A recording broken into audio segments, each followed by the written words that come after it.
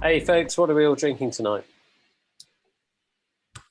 I have a bottle of Malbec from Argentina called Alzar. It's not from Argentina, it's from Aldi, James. I think you said that wrong. You speak the truth. I've been branching out recently, so I've moved on from Malbec myself to Languedoc on the honeymoon, and it was more expensive, and I can vouch for its quality. How about you, Becca? What non-alcoholic beverage are you on tonight? I've got tea because, quite frankly, it's past my bedtime and I want to go to bed. What was the highlight of Love Island tonight? New girl came in tonight. Very pretty, very exciting. A new girl who was quite pretty, was that? She's very pretty. Excellent. And I have been drinking beer, which is why I'm more interested in Love Island than I am in cycling. Right then, James, it's been a while since I've done this, and I'm now married, which is really weird. So what do we do now? I think you tell us what's on this week in the herd. I believe so. One of the This weekend we have our second event of Herd Summer Racing League. This time we'll take on 5 laps of the Two Bridges Loop route in Watopia. This will feature 5 efforts over the reverse sprint segment, offering up to 50 points each lap, with bonus points of up to 100 for your position over the finishing line. Cool. I actually this is one of the new courses that was introduced a month or 2 ago. In one of the updates. So they basically allowed a load of turns in Watopia that had always been there, and they went, hey, this bit of road is now a real bit of road that you can turn on. And I really like this course, mainly because it avoids the shitty bit of Hilly Con Reverse, which is those silly rollers at the top, and just has the steep bit, so that's why I like it. But also it's a really cool warm-up course. So if I do it as a warm-up, it takes me about 15 minutes, which is about ideal for me, and it's got a bit of a harder bit, a bit of a flatter bit. It's a bit more interesting than just sitting in Tempest for 15 minutes like some of you fools do. But I think it's quite a cool race course as well, although my question would be, it's going to favour the sprinters, this one, isn't it? Even though there's climbs, I think this is a real sprinters course. What do you think? The only primes are sprints, so I would definitely go with that assumption. Yeah, and the fact that you wait, so it's a 2/3, 1/3 split of points, isn't it, for GC? So even if you're a really good climber, you do a good breakaway, you can attack on the climbs, you're still only going for really 1/3 of the points. So you want to sit and hammer those primes, as Craig would say. Indeed. And you've got the climbing bit up the reverse helicom, which isn't reverse helicom, but it has the first bit of it fairly shortly after the sprint. So I think that's probably your main challenge as a sprinter, that you have to do a fairly short but sharp climb fairly shortly after the sprint. And I think there's excellent panache breakaway potential on that you go after the sprint and just attack there and win, basically. So absolutely. That would be my panache point. Bike choice, it's got to be a fastest flat bike, really, hasn't it? I could be going away from the Tron for this one. Even with a 11-12% climb? You just want to go fast on the sprints, don't you? There's no real benefit to being faster up, unless you can't hold a group. So that's the only advantage of going with your climbing bike or a Tron on this one, is that kind of is what's the fastest bike on the flat that allows you to also stay with the group on the climb, is the question I have to ask myself. Becca, how are you answering that question? Or are you going, no, James Bailey, this is a silly route. I live for QOM. Where is the QOM? No, I sprint now. I can't climb anymore. I learned that on Monday. Is this because you do BMXing and it's all about sprints and BMXing? Yeah, it's basically all just how much power you can hold for a minute. So my 1 minute power is vastly improved at the detriment to my 20-minute power. Is that because you have to carry an abnormally large helmet around with you as well? Is that adding quite a few kg? Extra weight training for giant helmets and arm guards and knee pads. Such exciting things that I've never needed in my life before. And ridiculously baggy clothes as well, which we now add drag. And baggy clothes, yes. Can I just say that Becca, I Can't Climb Anymore Kingdom did then too in a tiny bit over an hour. So I think we have to put things into perspective a little bit, Becca. Like a whole 6 minutes over an hour. Well, you can finish the entire thing in like less time. Yeah, I know, but they're not human. They don't count. Well done. But the guy did used to. There was a World Tour, ex-World Tour pro in the Mountain Goats race that I did on Monday. Yeah, that would kind of explain the times. But yeah, I think did he give you a record, 6. an idea of the record up Chalet Reynard is 55 minutes and 21 seconds by Ibermeo, so it's pretty quick. Yep. Right, what's in it? So we decided fastest flat bike if you think you can live. So if you're a stronger rider in your category, probably going your fastest flat bikes, you want to be as quick as you can on the sprints. That's where the primes are. If you're not so fast, it's basically stick in a group and pick a bike that's going to allow you to go on the hill to get up that group. I think we're all agreed on that. Anything else you want to say about this course other than it's new and it's a bit of fun, isn't it? I might actually do this race tomorrow because it's not a course I've done a load of times before. Not that's your fault, James. This is entirely Zwift's fault for not doing new roads or giving you the ability to do custom routes, which we've discussed in the past. I think it's, whilst the only prime is a sprint, I think there's a nice balance between flat and climbing and going fast. Yeah, I'm nodding vigorously there, which is really useful on the podcast. But I definitely agree. I think it's a cool course. I think what's the other course that they introduced? I think you used in the Bullseye. Ocean, cliffside, lava, something new Watopia. The other new Watopia course was a similar length loop. I think that's a cool race course as well. Are you on about the one that's got the start of the Epic KOM in? Oh, possibly. Yeah, I think it does. Yeah, doesn't it? We did that as a single lap in HBR, and it was really, really fun. Yeah. Yeah. So yeah. Anyway, new roads are fun.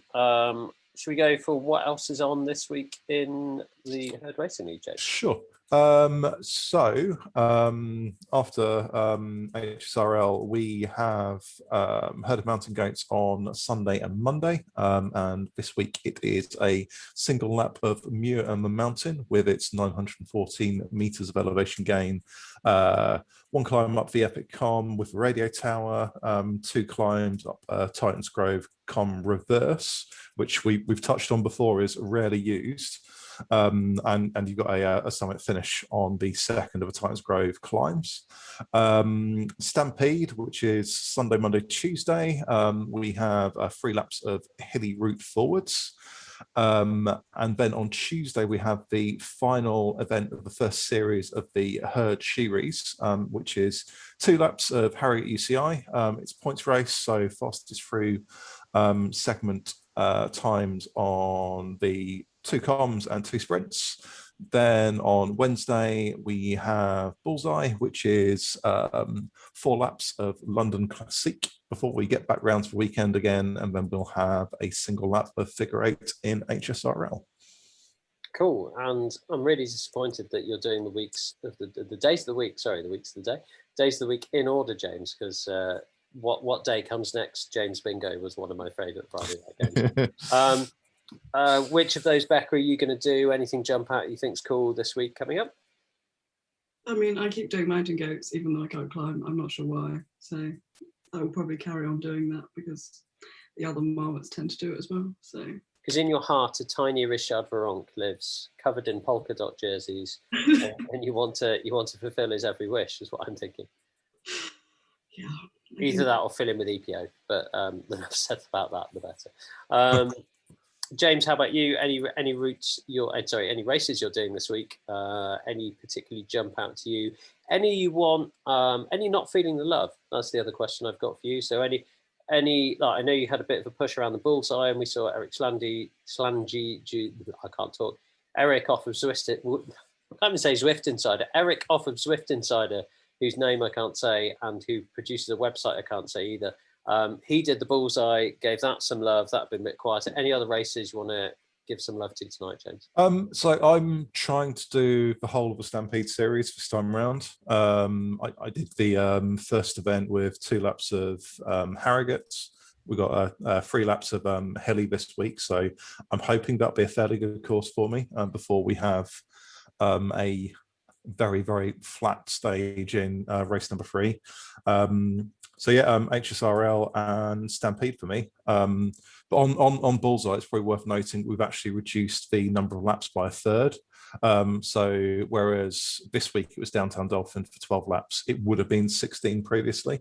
So yeah, the look on Steve's face is basically one of pain and discomfort.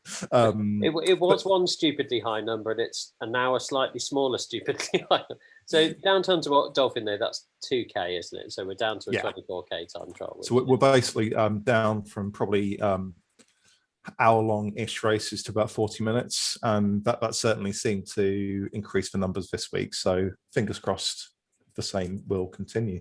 And I think, in fairness to you, James, I think that's a really good shout. I think the Bullseye, again, not through your fault. Sorry, the Bullseye, the Stampede, not through your fault, but through Zwift's inability to give you too much control of the variety of rides just through the rotations.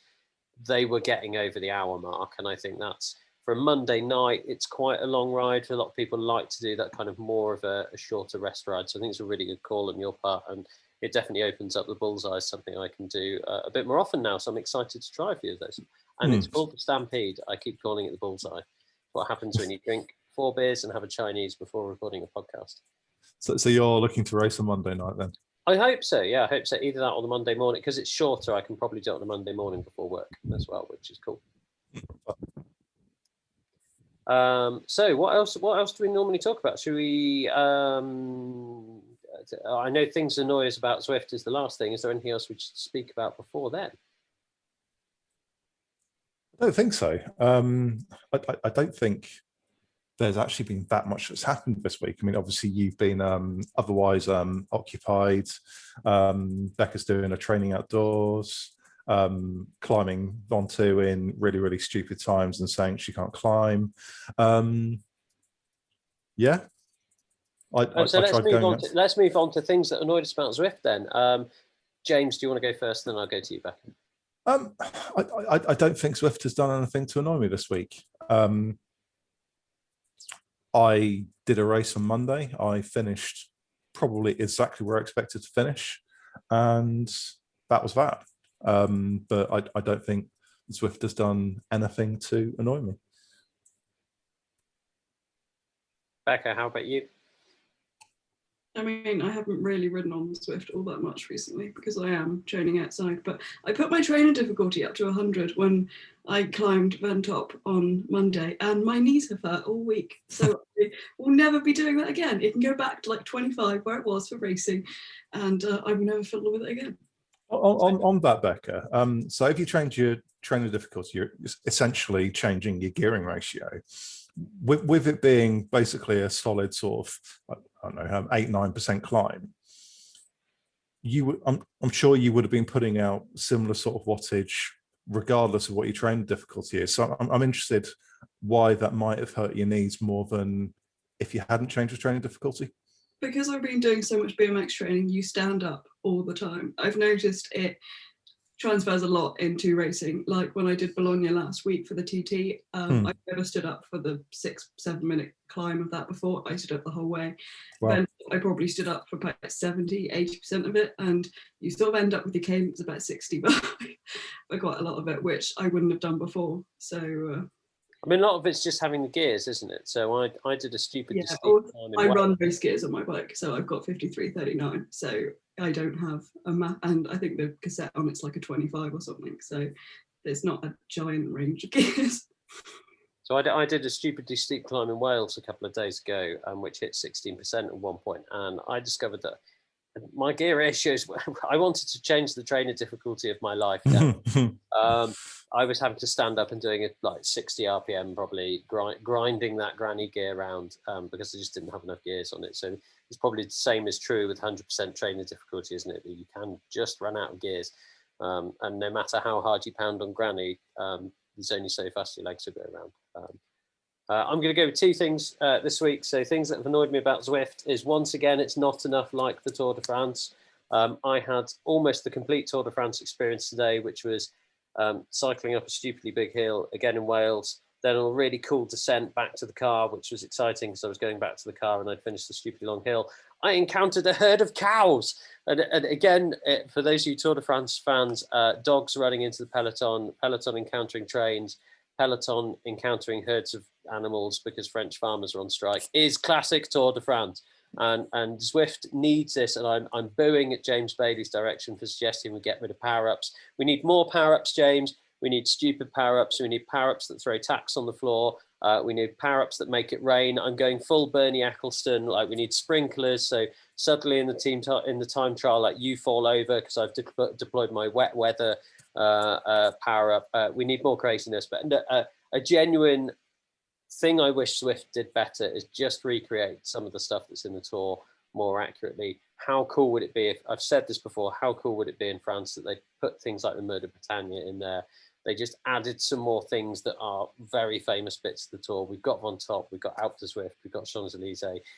5 or 6 more things that were iconic Tour moments, and using things like the London Dodge where you go through a tunnel and you get from Brittany through to the Pyrenees would just be really cool. And I wish Zwift did more of it. I'm not secretly wishing that we can cycle into a herd of cows. I admit it's not married, but we're not going there. The other thing for me is, so I'm going to take Harriet's name, and I'm no longer going to be able to make a herd-based pun from my Zwift login. So for those of you who know, I would race under Steve Pritchard because there's a pun in my name and the word herd. I can't do that with the word Brian. So I need to think of a new Zwift-based, herd-based pun to have as my name. So if anyone's got any ideas, that would be great. I saw you refer to yourself as refer to Harriet as Mrs. B earlier, and I was wondering what was going on with the surnames. Okay, I'm taking her surname down with patriarchy. Fair enough. 2 points. First point: if you haven't seen today's Tour de France stage, seriously, go and watch it. It's an absolute cracker. Secondly, seeing as I've been accused as try and get rid of power-ups, I was approached by 4 different people asking me if I'd turn power-ups off for HSRL. So I thought I'd put some feelers out, and a lot of the people who I respect and trust were very against it. So we are keeping power-ups in HSRL. Yes, proving that this is not a democracy. Your votes are worthless. This is the People's Republic of the Herd Summer Racing League. And James, last time I tried to, we will stand and applaud you for 5 minutes next to me. Last time I tried to run it as a democracy, we had a TTT team called the Herd of Less Spotted Man Buns. So ever since that moment, it has been a dictatorship. Yeah, all animals are equal except those. Anyway, there is a animal farm quote for all occasions, and I can't remember this one. So two legs good. No, 4 legs good, 2 legs better. Good, 2 legs bad, yeah, or something like that. But anyway, I think we've reached the drunken conclusion of tonight. Becca has rolled her eyes in a way that suggests I really need sleep and I'm fed up of drinking, sitting around with drunks. We know being the only person at a party is rubbish, Becca. So I'm really enjoying the face you're pulling at me. I'm going to say good night. Good night, folks. Good night, everyone. No.